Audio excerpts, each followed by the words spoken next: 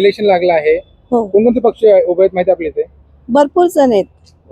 इथं म्हणजे खूपच जण उभे राहिलेले आहेत पक्ष. उमेदवार कोण कोण आहे माहिती आहे? हो, नाही एवढं म्हणजे भरपूर जण आहेत म्हणजे, पण आमचा उमेदवार फक्त आबा आबा बाबुल. काय आबाचं काय काम आहे ते? अहो, आबांनी खूप मदत केली.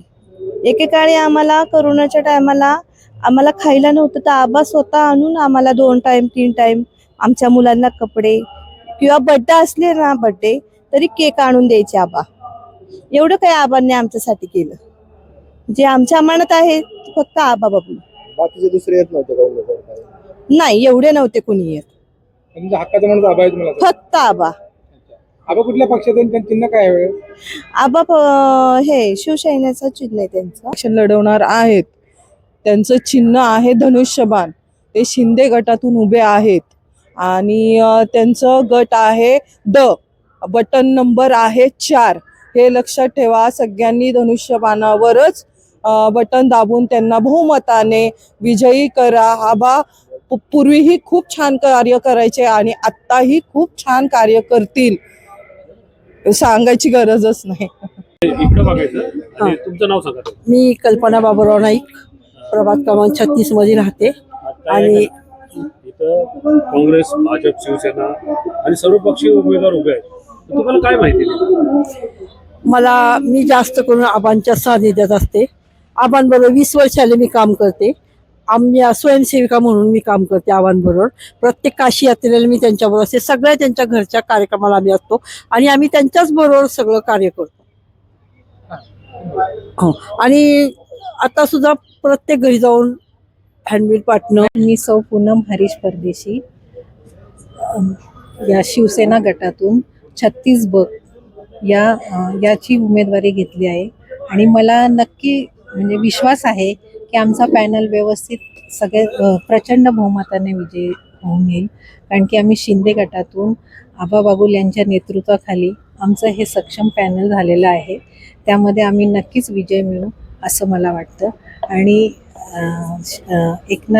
एकनाथजी शिंदे साहेबांच्या यांच्या नेतृत्वाखाली यांच्या पाठिंब्याने आम्ही इथं पुणे शहरात नक्कीच चांगला विजय मिळू असं मला वाटतंय.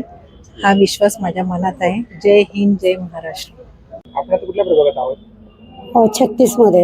इलेक्शन लागलं आहे. हो ते कोणते पक्ष आपल्या माहिती आहेत? पक्ष हो, पक्ष भाजप आहे, राष्ट्रवादी आहे, शिवसेना. एकंदरीत कसं वातावरण वाटतं आपल्या भागात? खूप छान वाटतंय. कुठल्या पक्षाचं वजन जास्त दिसतंय? शिवसेना. शिवसेना कुठली? तुम्हाला भरपूर शिवसेना. शिंदे गट.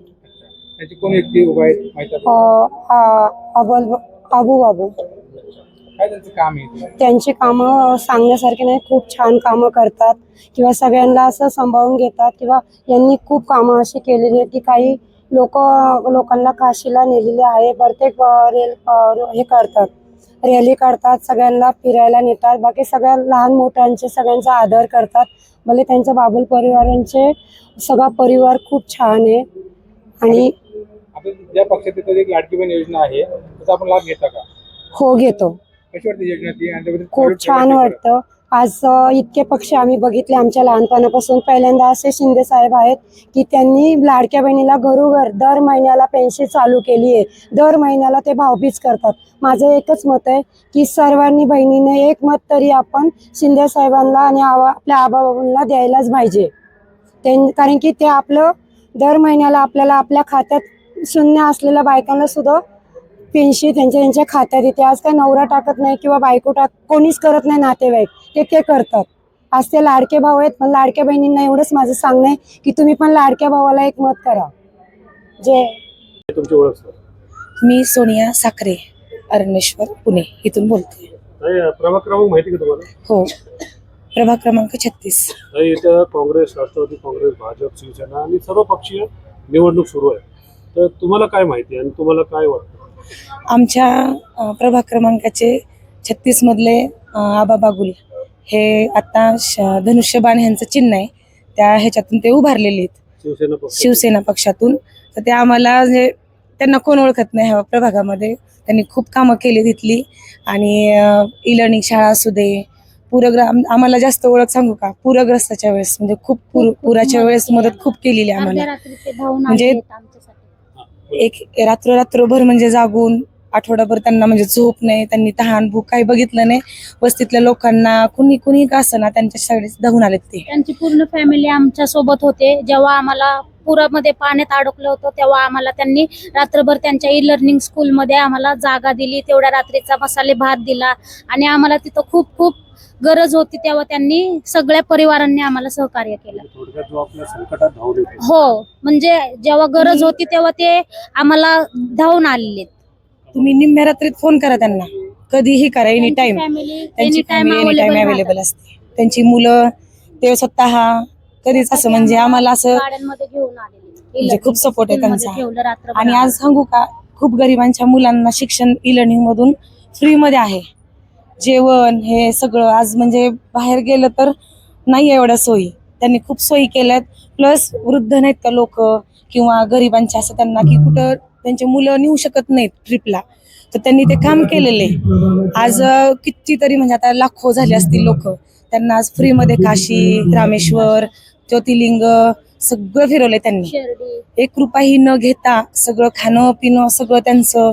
एनी टाइम तिथनं जर काय झालं तर तिथनं परत तिथपर्यंत आणणं करणं, वेळ प्रसंगी धावून आलेले ते भरपूर.